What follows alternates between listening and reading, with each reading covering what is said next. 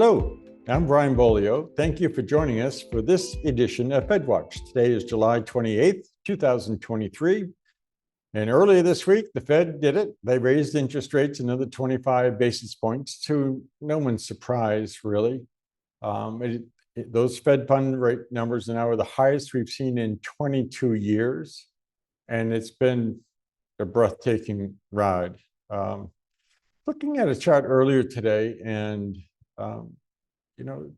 I think we are fortunate that the 10-year government bond yield hasn't risen even higher than it has. Bank rates, mortgage rates in particular, have certainly taken off, but the 10-year government bond yield has been relatively restrained, likely indicating that they're not buying into a thesis that this is long-term inflation.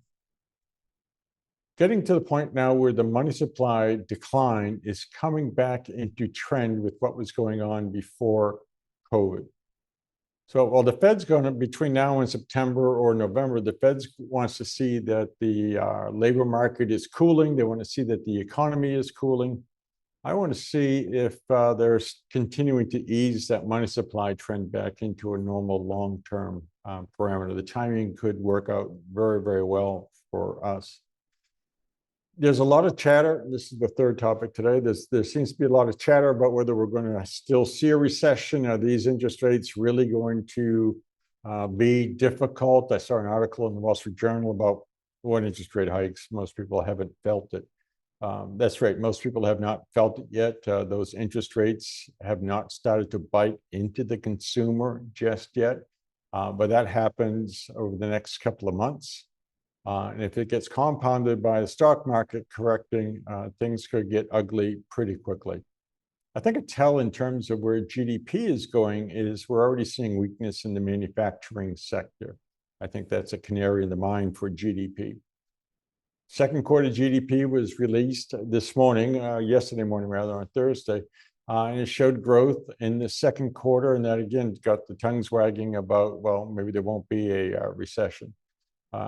The rise in GDP in the second quarter is what we expected. We expect it to rise in the third quarter. We expect GDP growth in the fourth quarter, smaller though than what we experienced in the second quarter. If there's that sort of slowdown and manufacturing is actually slipping downward a little bit, that could give the Fed the maneuvering room to not raise interest rates. I'm not sure if we'll see enough of that by September. Certainly, if they wait until November, the evidence will be a little bit clearer that they don't need to. The rate this week doesn't really change anything in terms of our forecast. It doesn't drive any revisions to our outlook.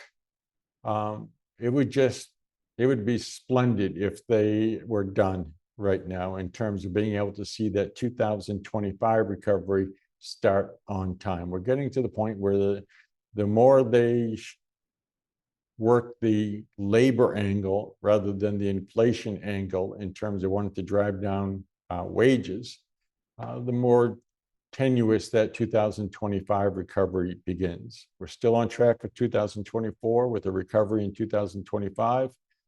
They're just making us just a wee bit nervous if they're going to keep pushing these interest rates up. That's where we are. No major surprises. The Fed statement, the report out was amazingly boring, even by Fed standards. They repeated the same lines that they've been using, subtle changes in language to bar their teeth a little bit at people. We'll see what's going on. Particularly with the commercial real estate market. They're not mentioning anything about that potential for the banks. It won't bring down the banking system, but it could imperil more banks. And they're not saying anything about that, which either means they're not paying attention to it or they just don't know what to say about it. That could be an angle that cuts across their decision-making in September or November.